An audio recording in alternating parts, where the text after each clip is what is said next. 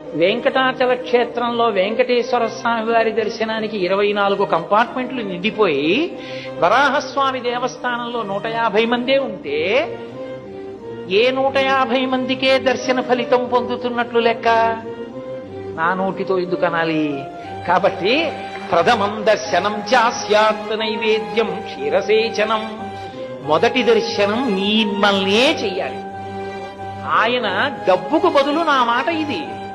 కాబట్టి నా మాట వాడు పాటిస్తే కదూ నా దర్శనానికి వచ్చాడని నేను చెప్పేది. వాడు మీ దర్శనానికి రాకపోతే నాకు ఇలాంటివి చెప్తున్నప్పుడు భయంగా ఉంటుంది. ఒరే వచ్చేసారి నీకు అవుతుందా వరాహస్వామి దర్శనం అని భయం వేస్తుంది. కాబట్టి ప్రథమం దర్శనం చాస్యాత్, ప్రథమ దర్శనం మిమ్మల్ని చెయ్యాలి. ప్రథమ నైవేద్యం మీ దగ్గరికే వస్తుంది, నాకు పెట్టరు. క్షీరసేచనం, పాలు పెట్టినప్పుడు మొట్టమొదట మీకే పెడతారు.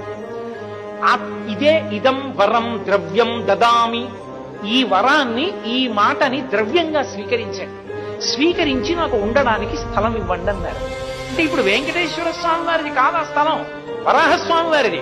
అంటే ప్రపంచంలో మొట్టమొదటి లీజ్ అగ్రిమెంట్ చేసుకున్నవాడు వెంకటేశ్వరుడు వరాహస్వామి. అందుకు దేవతలు పుష్పవృష్టి కురిపించింది.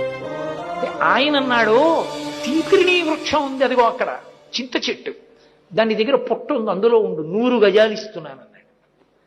మీకు ఉండడానికి మీకన్నది 100 గజాలు ఆనందనిలయ విమానం, 100 గజాలు ఇస్తాను, అక్కడ ఉండండి.